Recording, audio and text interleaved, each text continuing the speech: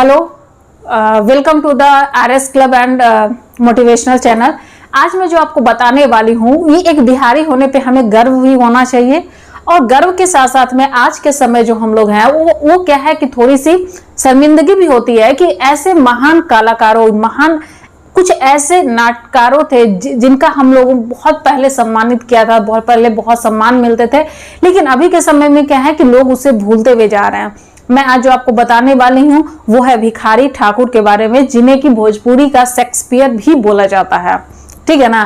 तो ये जो भिखारी ठाकुर थे, ये क्या थे, ये इन्हें कैसे लोग जानते हैं, इनका काम क्या था, ये क्या करते थे, तो मैं आपको बताने वाली हूँ कि भिखारी ठाकुर रचनाकार थे। ये रचना करते थे, कविता लिखते थे, कहानी लिखते थे।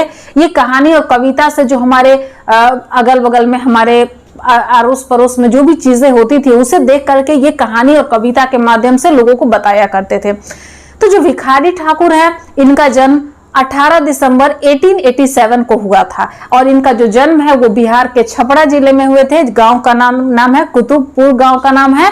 और ये इनका जो जन्म हुआ था वो एक नाई परिवार में हुआ था। नाई परिवार में इनका जन्म हुआ था। ये क्या है कि भोजपुरी लैंग्वेज में ये क्या करते थे, वहां पे कहानी और कविताएं लिखा करते थे, जो कि बहुत फेमस हुआ करती थी। उस समय बहुत फेमस होते थे, लेकिन अभी के समय में क्या है कि हम उनको भूलते जा रहे हैं। पहले लोग इन पर फक्र करते थे कि भिखारी ठाकुर है, लेकिन अब क्या है, हम लोग बिहारी होते हुए भी उस चीजों को इग्नोर करते जा रहे हैं, हम उस चीजों से हटते जा रहे हैं। लेकिन क्या है कि भिखारी ठाकुर जो थे वो काफी अच्छे, उन्हें शेक्सपियर भी कहा जाता था भोजपुरी का। ठीक है ना, भोजपुरी भाषा का शेक्सपियर भी बोला जाता था। उसके बाद क्या है कि जो अंग्रेज थे, उस समय अंग्रेज हमारे देश पे राज किया करते थे, तो अंग्रेज जो है उन्हें राय बहादुर के नाम से भी सम्मानित करते थे। राय बहादुर के नाम से उनको बताया जाता था भिखारी ठाकुर को।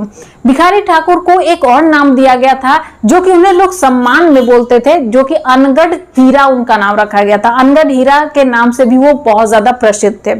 1917 में 1917 में उन्होंने एक रंगमंच का आयोजन किया था। रंगमंच का आयोजन किए थे जिसमें वो छोटी छोटी प्रस्तुति किया करते थे। छोटी छोटी प्रस्तुति करके वो धीरे धीरे लोगों के बीच में चर्चित होते हुए चले गए। 1930 से लेकर के 1970 तक उन्होंने पूरी की पूरी रंग मंडली को बहुत अच्छा से चलाया। उन्हें बहुत सारे रचना उनके हैं जो कि बहुत ज्यादा फेमस है। तो वहां पे क्या है, जो सबसे ज्यादा जो उनका फेमस जो रचना है वो है विदेशिया।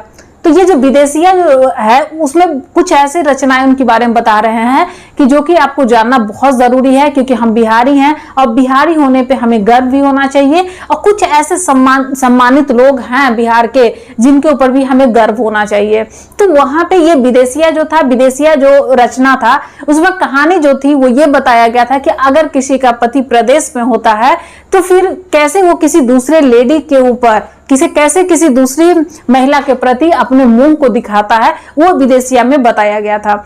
इनका एक और फेमस जो मतलब रचना थी वो थे भाई भाई विरोध, जिसमें ये बताया गया था कि भाई भाई जो होते हैं, जो ग्रामीण माहौल की बातें ज्यादा बताते थे। तो ग्रामीण माहौल में कैसे भाई भाई एक दूसरे से लड़ाई करते हैं, कैसे एक दूसरे से झगड़ा करते हैं, उनकी पत्नी जो होती है वो कैसे एक दूसरे से आपस में झगड़ा करती हैं, कैसे धन लोभ लालच में भाई भाई का जो प्रेम होता है वो एक दूसरे से अलग हो जाता है, वो इस रचना में उन्होंने बताया था।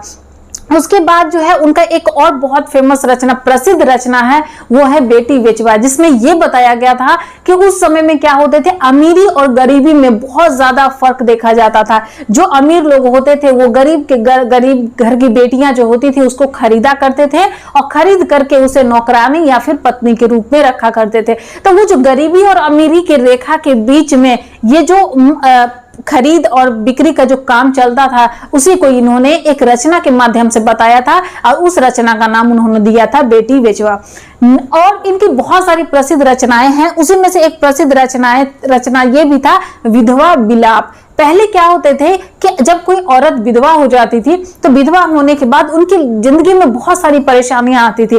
तो इसी परेशानियों को भिखारी ठाकुर ने एक रचना के माध्यम से बताया था, जिसमें उन्होंने ये बताया था कि अगर कोई औरत विधवा हो जाती है तो क्या क्या परेशानी उनकी जिंदगी में आते हैं और कैसे वो उनसे मतलब कैसे उनसे वो डील करती हैं, और साथ साथ में कैसे लोभ और लालच में अगल बगल के लोग किस तरह से उन्हें परेशान करते हैं और कैसे उनकी जिंदगी बद से बदतर होती चली जाती है, ये उन्होंने अपने रचनाकार से वहां पे बताए थे। उसके बाद जो है अगला जो हमारा था वो इसमें ये बताए गए थे पुत्रवधू।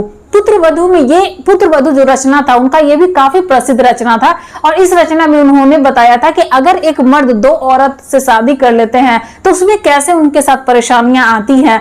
तो वो दो सौतन के बीच में लड़ाइयां, दो सौतन के बीच में धन को लेकर के जो लड़ाइयां होती थी या फिर जो भी लड़ाइयां होती थी वो इन्होंने अपने रचनाकार में बताया था। तो जो भिखारी ठाकुर थे वो बहुत प्रसिद्ध भोजपुरिया के रचनाकार उन्हें माना जाता था, लेकिन क्या है कि आज उनकी 50वीं जन्म पुण्यतिथि है, 50वीं पुण्यतिथि है।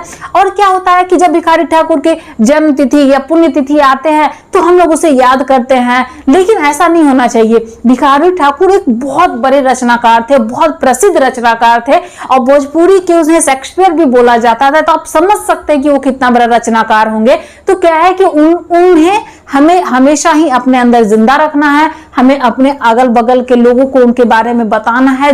जितना ज्यादा से ज्यादा हम अपने बिहारी भाई बहन हैं या फिर दूसरे राज्य के भी जो लोग हैं उन्हें पता होना चाहिए कि किस तरह से रचनाकार हमारे देश में आए और यहाँ से चले गए, और आज भी हमारा देश उन्हें बहुत ज्यादा याद करता है। और आज उनकी 50वीं पुण्यतिथि पर हम लोग भी उन्हें बहुत याद कर रहे हैं और उनका सत सत नमन।